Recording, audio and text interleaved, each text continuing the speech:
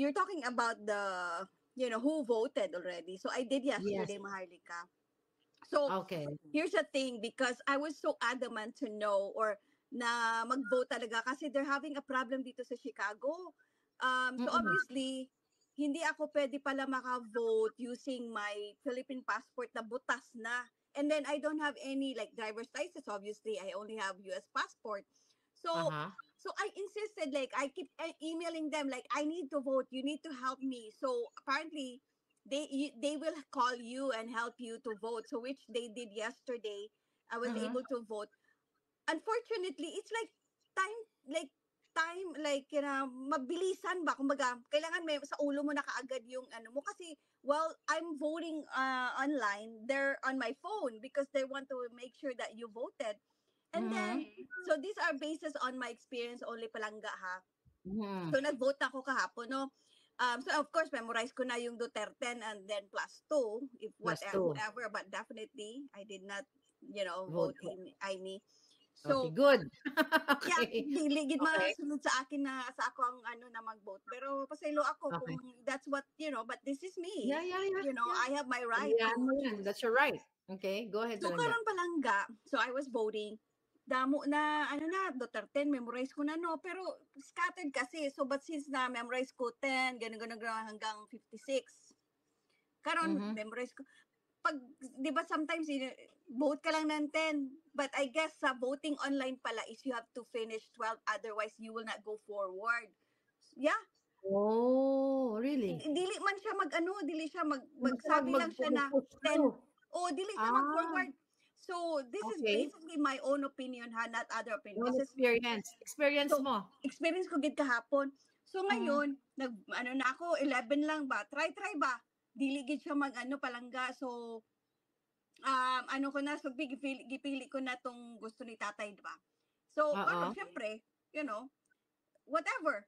So and then ka na sa party list, anda mo nga party list karon na sige ko pangita kang PPP sa ato ba na kung dili gid ka baging vigilant ka ng pugson mo lang ng oras mo sige ka katanaw ba nga hanap ng party list. So focus gid ka sa online, focus gid ka ba nga nagaboto ka, and then pay attention gid ka kay malibog ka sa mga gipang sulat di kay scattered gid siya palangga. And then so when I voted, hindi na excited na ako kay jud ko na kailangan jud ko mag-vote kay para may experience ako unsa jud ang content sa akong gi-vote. Yeah. So karon pag nagkabuhat kog video gani-ani, gipicturean ko gid kay perti kataas ang ballot ID. Pag hindi mo siya i-print or copy-paste, dili ka makatanaw sa imuhang gi-vote kung kinsa gid to. Okay. Sa palangga. Magtagalog ka na lang daw. Ang mga nanggawas sa mga party list na dili ba nina ako giboto? Bitaw. Pero di ba na i-mention to ni Comelec na ingon ako ba word ako nga gibberish gid siya palangga kay 75 pages. I printed it. 75 pages ang content. Giprint gid ako nasa balay i-send ko gani sa unta sa imo ang video. Okay, pero nag-post ko sa ako ang personal na Facebook. So karon so nag-control F ko sa kay napasa ko ang control F asa si Bato, asa si Go. Makita ko gad palangga pero to the last pages na gid sa 10 na pages, last 10 pages na sa 75. Yung mga pangalan nila?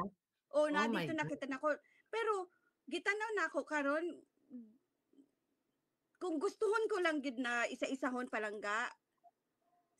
Wala pa ko kakita kay nakita ko lang dito si Go, si Bato, si Rodriguez, singer, Bondok, si Attorney Vic Rodriguez, si INC, si Marcoleta. Pero since magtrabaho man ko muna, ibalik na ako unya, tanawon gid na ako. Pero balangga, it's impossible, it's mind-boggling that when it says na kanang vote, this is the content of what you voted, but why it's like 75 pages palangga? Unsaon pag kung i-encode mo na siya, I hope na mo gawas katong Duterte. Ano yung 75 pages yung kay na siya palangga. ani na siya, kung tayo no, Tagalog na lang daw para maintindihan nila. Oh, sorry ba, sorry. So, ganito kasi yan. So, nakita ko na didre sa computer no, na sabi, yung content sa binote mo. So, karon ang manggawas, maglabas dyan, puro mga gibberish yung different characters. No, Okay. characters. And then, so I copy-paste that. Ay, actually, nasa email ko. Oh, you will see it. Email mo sa Yesterday, ito palangga. This is exactly what came out. Anong gustong umakyat kayo. Andiyan yung link. Okay, go